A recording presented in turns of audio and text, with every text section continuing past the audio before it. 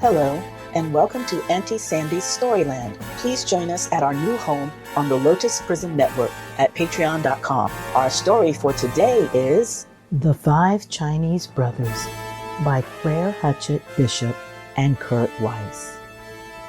Once upon a time, there were 5 Chinese brothers, and they all looked exactly alike. They lived with their mother in a little house not far from the sea. The first Chinese brother could swallow the sea. The second Chinese brother had an iron neck.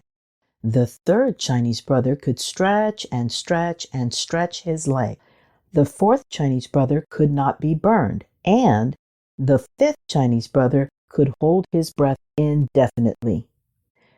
Every morning, the first Chinese brother would go fishing, and whatsoever the weather, he would come back to the village with beautiful and rare fish which he had caught and could sell at the market for a very good price. One day, as he was leaving the marketplace, a little boy stopped him and asked him if he could go fishing with him. No, it could not be done, said the first Chinese brother. But the little boy begged, and finally the first Chinese brother consented. Under one condition, said he, and that is that you shall obey me promptly. Yes, yes, the little boy promised. Early next morning, the first Chinese brother and the little boy went down to the beach. Remember, said the first Chinese brother, you must obey me promptly.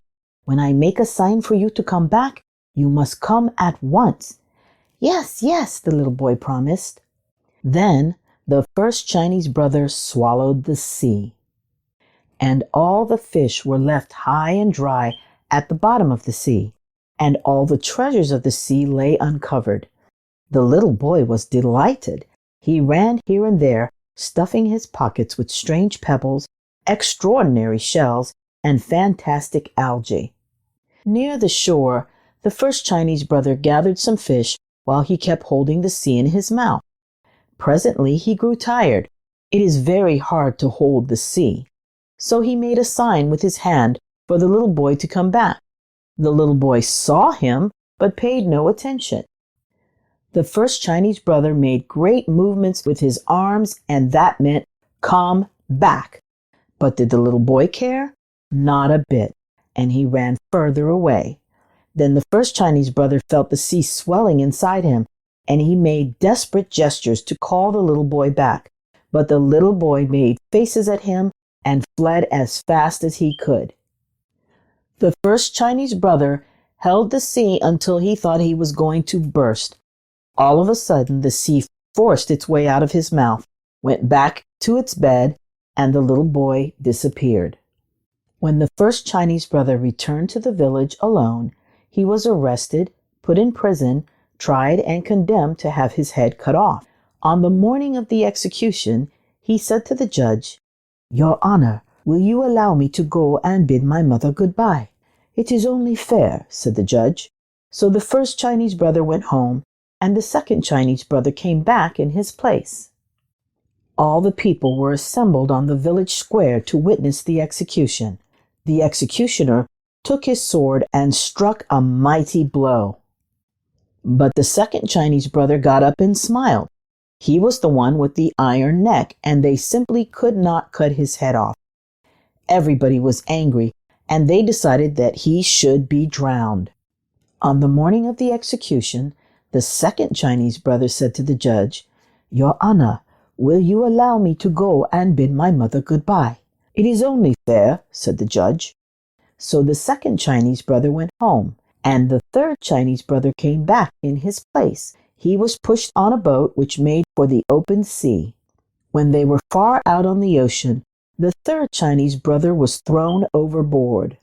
But he began to stretch and stretch and stretch his legs way down to the bottom of the sea. And all the time, his smiling face was bobbing up and down on the crest of the waves. He simply could not be drowned. Everybody was very angry, and they all decided that he should be burned. On the morning of the execution, the third Chinese brother said to the judge, Your Honor, will you allow me to go and bid my mother goodbye? It is only fair, said the judge. So the third Chinese brother went home, and the fourth Chinese brother came back in his place. He was tied up to a stake. Fire was set to it, and all the people stood around watching it. In the midst of the flames, they heard him say, "This is quite pleasant." "Bring some more wood," the people cried. The fire roared higher. "Now it is quite comfortable," said the fourth Chinese brother, for he was the one who could not be burned. Everybody was getting more and more angry every minute, and they all decided to smother him. On the morning of the execution, the fourth Chinese brother said to the judge, "Your Honor, will you allow me to go and bid my mother goodbye?" "It is only fair," said the judge. So the fourth Chinese brother went home, and the fifth Chinese brother came back in his place. A large brick oven had been built on the village square, and it had been all stuffed with whipped cream. The fifth Chinese brother was shoved into the oven right in the middle of the cream. The door was shut tight, and everybody sat around and waited. They were not going to be tricked again, so they stayed there all night and even a little after dawn just to make sure. Then they opened the door and pulled him out, and he shook himself and said, "My, that was a good sleep." Everybody stared open-mouthed and round-eyed, but the judge stepped forward and said, "We have tried to get rid of you in every possible way, and somehow it cannot be done. It must be that you are innocent." "Yes, yes," shouted all the people. So they let him go, and he went home. And the 5 Chinese brothers and their mother all lived together happily for many years. That is the end of our story for today. Thank you so much for tuning in. Join our exclusive Storyland membership on the Lotus Prism Network to get special appreciation bonuses and rewards as a valued member of our listener team. To join our membership, go to patreon.com/the Lotus Prism Network.